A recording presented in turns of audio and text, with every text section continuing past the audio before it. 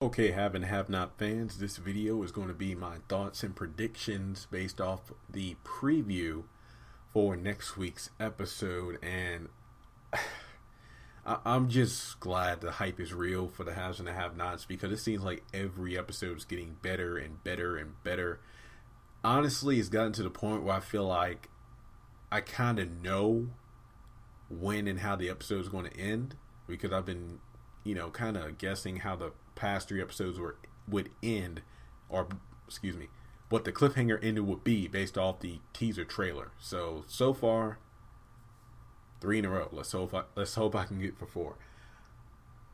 Angela Robertson, she is owning the role.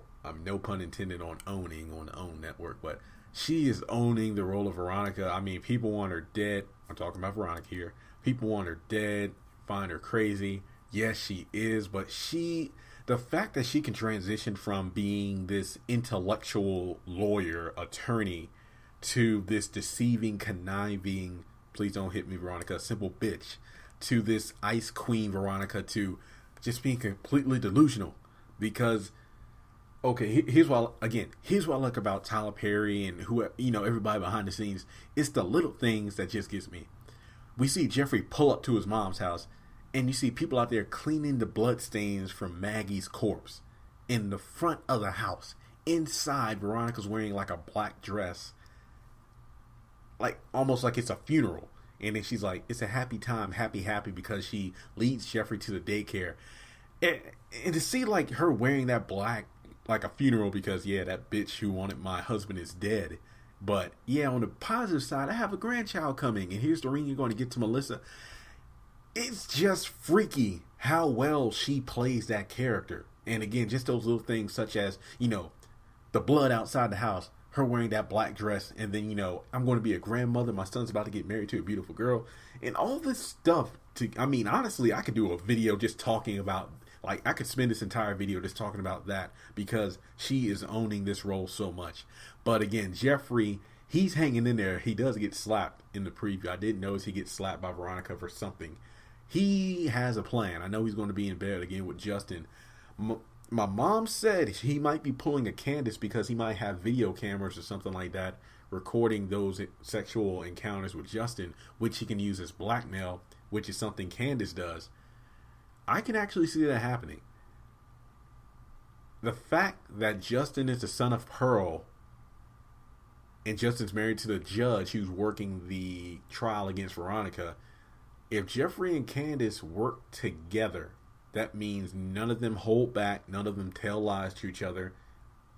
That's more on the line of Candace. They can pull this off. And Jeffrey says, if he could be as evil and conniving and use his body like Candace does, he would be better and smarter than his mom, Candace. I believe that. So again, that little preview of those two in bed, something's going to happen. Mitch goes over to Candace's house to talk about, he saw you and War raping you for money. What's going on with that? And then Candace kisses him. I don't know if that's like, hey, don't tell my brother, or hey, don't worry about it, or something of that nature. I mean, heck, she might be doing it because Pearl's watching. Can you imagine Pearl freaking out about a white man going over there to Candace's house and being kissed by her? And that interracial stuff, I don't think she's down for that. Let's see. I mean, wow. The biggest thing in the preview, obviously, is, Catherine asking Hannah to go to the jail to visit Jim to tell him that Wyatt is dead. Based off the preview. Oh, also, we see Warlock sneaking up in Candace's bed saying he wants the $2 million by today at 5 o'clock, I believe. So I'm guessing earlier in the episode is when the bank is going to tell Candace to come over to get the money. I don't know how that's going to work. I mean, well, the episodes, I believe they can, mix it around so it'll work in there somewhere. I see the cliffhanger ending of the episode going one of two ways, because I think it could either go down with Warlock being at Benny's home with the gun on his lap under the desk, or when Hannah tells Jim about Wyatt being dead and he freaks out about it.